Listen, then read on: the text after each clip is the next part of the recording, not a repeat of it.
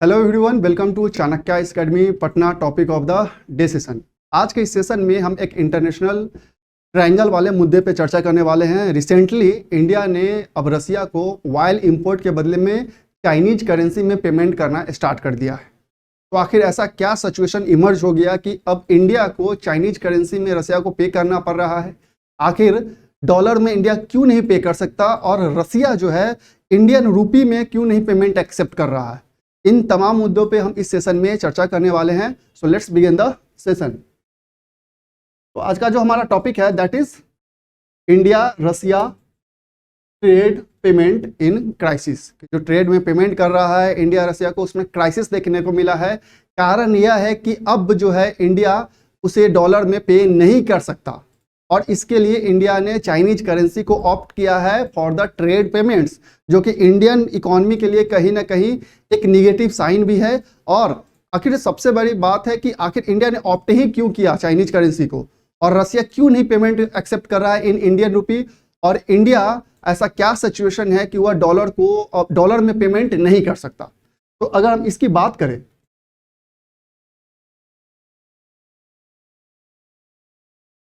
तो अगर हम इस करंट सिनारियो में बात करें, जब से अगर खासकर रसिया और यूक्रेन का वार हुआ तब से अगर हम बात करें तो India continue to import oil from Russia. It is getting tougher for the country to pay for it, और कंटिन्यू वही इंपोर्ट कर रहा है रसिया से oil.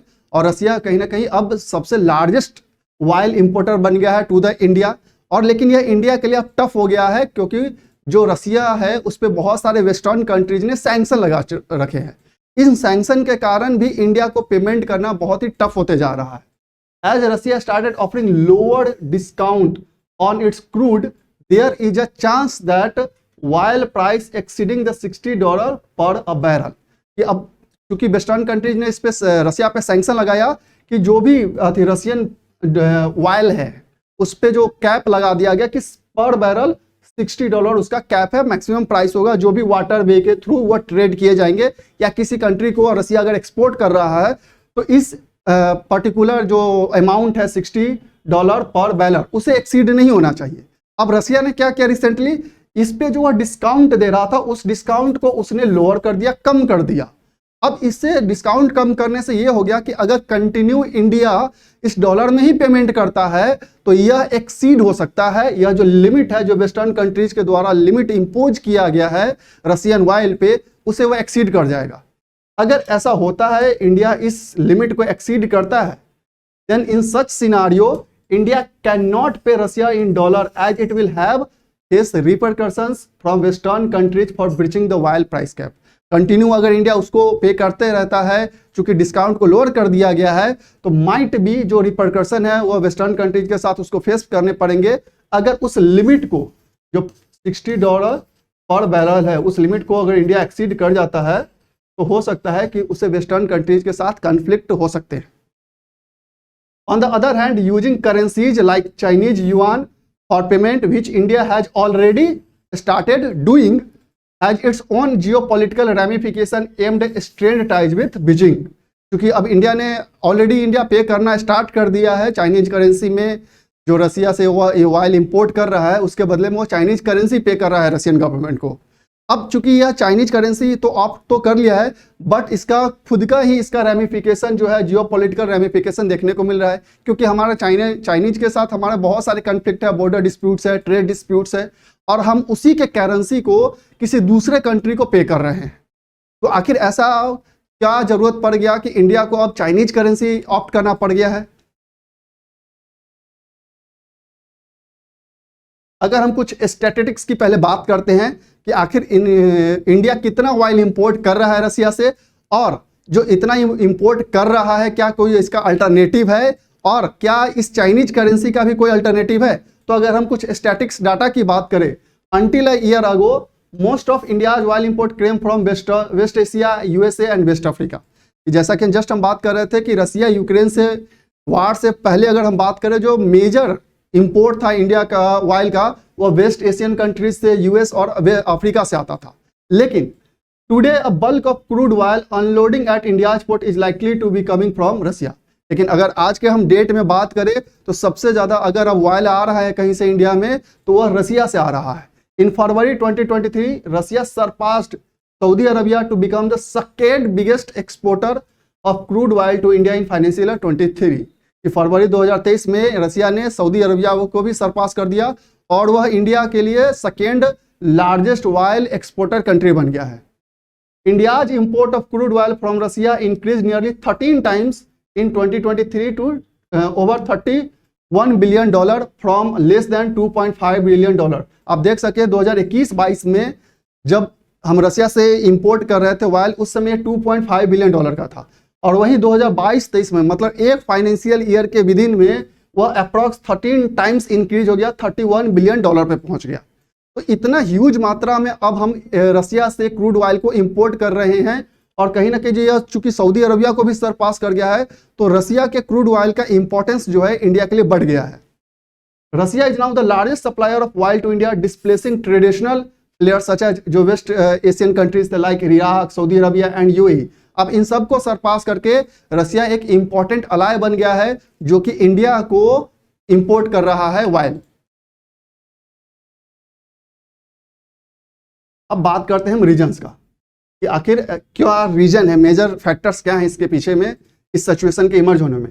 Since the start of Ukraine war on February 2020 Moscow has been hit by western banking and economic sanctions कि जैसे ही रसिया और Ukraine का वॉर स्टार्ट होता है उसके बाद से रसिया पे कंटिन्यूसली जो वेस्टर्न कंट्रीज है वो नंबर ऑफ सैंक्शंस लगाना, इंपोज करना स्टार्ट कर देते हैं और बहुत सारे बैंकिंग एक्टिविटीज से भी उनको शिफ्ट कर देते हैं।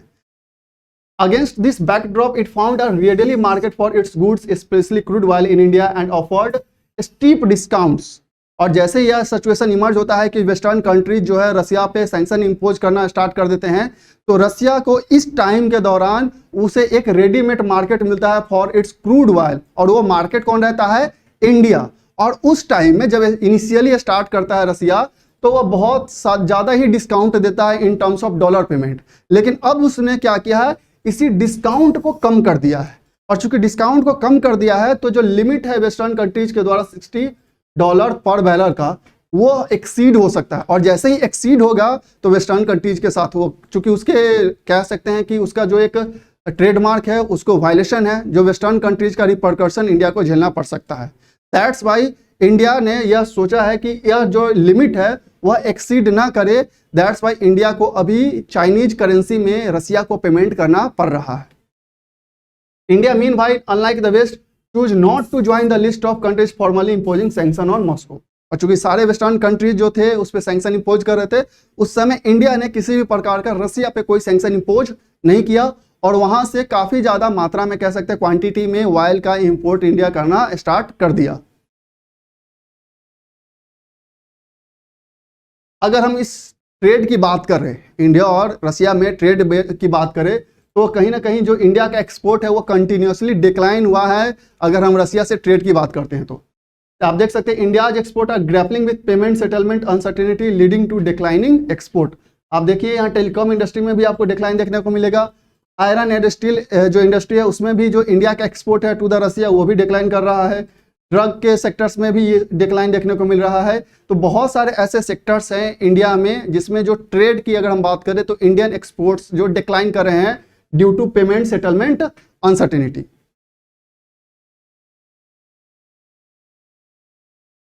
अब बात आते हैं ये इस मुद्दे पे हम बात करते हैं कि आखिर इंडिया क्यों फेस कर रहा है यह पेमेंट सेटलमेंट का जो क्राइसिस है। ऐसा क्या क्या सिचुएशन हुए हैं, कौन कौन से मेजर फैक्टर्स है जिसके कारण यह पेमेंट क्राइसिस इमर्ज हुआ है। तो अगर सबसे पहले हम बात करें तो पहला फैक्टर है dollar and existing channel like SWIFT we are not an option. क्योंकि जो वेस्टर्न कंट्रीज है like USA, European Union, UK have blocked multiple Russian banks from SWIFT system. जो यह एक इंटर बैंक सिस्टम है। स्विफ्ट जो है बेसिकली एक global secure inter bank system है जिससे कि बहुत सारे जो वेस्टर्न कंट्रीज है लाइक हम यूएसए की बात कर ले, यूरोपियन यूनियन की बात कर ले या यूके की बात कर ले, रशियन बैंक्स को उसने ब्लॉक कर दिया है जिसके कारण से अब जो रशियन बैंक्स है इस स्विफ्ट सिस्टम का यूज नहीं कर सकते हैं। और साथ ही साथ this west had targeted one of its biggest traded goods energy for which transaction have traditionally made in dollar. जो सबसे ज्यादा इन्होंने टारगेट किया कि रसिया के किस सेक्टर को टारगेट किया जाए तो वेस्टर्न कंट्रीज का जो मेन टारगेट जो रहा था वो था एनर्जी, मतलब ऑयल का सेक्टर, कि क्योंकि सबसे ज्यादा अगर पेमेंट अगर जो किया जाता है ऑयल का एक्सपोर्ट इंपोर्ट के लिए वो डॉलर में किया जाता है, और इस कारण से वेस्टर्न कंट्रीज ने रशियन इकोनॉमी को हिट करने के लिए इस एनर्जी पे कैप लगा दिया, एक टारगेट फिक्स कर दिया कि किसी भी कोई भी कंट्री अगर वाटर वे के थ्रू रशियन ऑयल को इंपोर्ट करता है तो यह 60 पर डॉलर को एक्सीड नहीं करेगा। अब जिसके कारण इस सैंक्शन के कारण क्या हुआ कि बहुत सारे कंट्री को अब दूसरे करेंसीज में रशिया को पेमेंट करना पड़ रहा है। ठीक उसी तरीके से इंडियन गवर्नमेंट को अब चाइनीज करेंसी में रशिया को पेमेंट करना पड़ रहा है, क्योंकि रशियन गवर्नमेंट का भी डिमांड है कि आप चाइनीज करेंसी में हमें पेमेंट करें, और वह रूपी को भी एक्सेप्ट नहीं कर रहे हैं, क्योंकि रशिया का मानना है कि जो रूपी है वो काफी ज्यादा वॉलेटाइल है जब हम किसी करेंसी से उसको कंपेयर करते हैं। तो दैट्स वाई इंडिया को अभी चाइनीज करेंसी में रशिया को पेमेंट करना पड़ रहा है।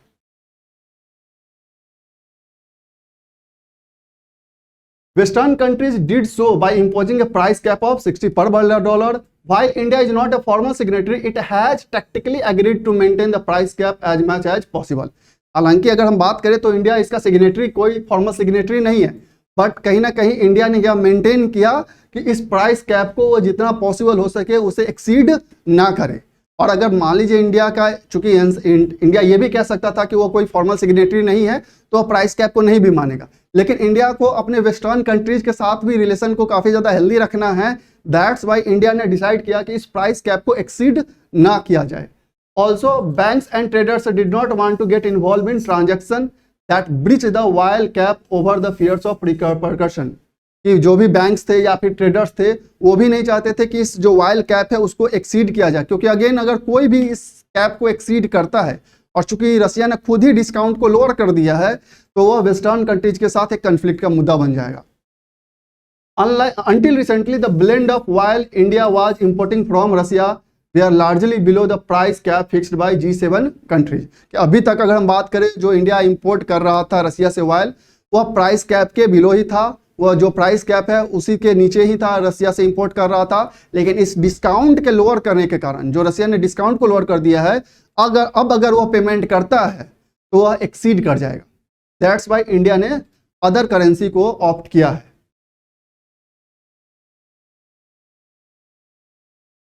दूसरा मेजर चैलेंज टू रूपी रूबेल मैकेनिज्म। आखिर रशिया क्यों नहीं रूपी को एक्सेप्ट कर रहा है?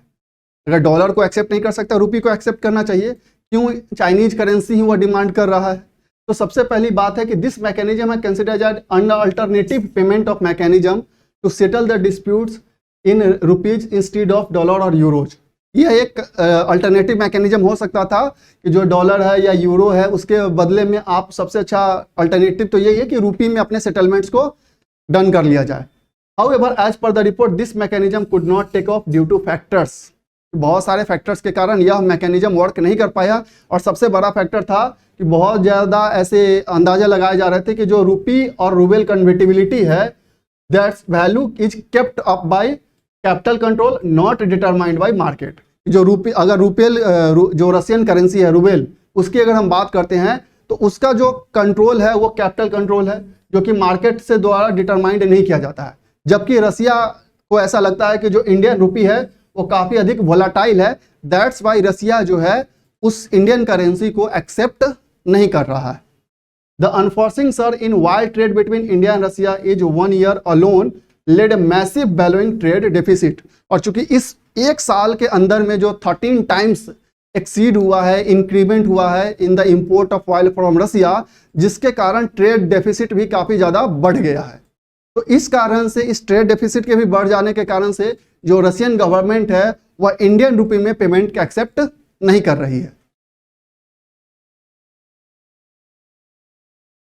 नेक्स्ट इशू है इसमें आपका India trade deficit with Russia touch to 43 billion in 2022-23।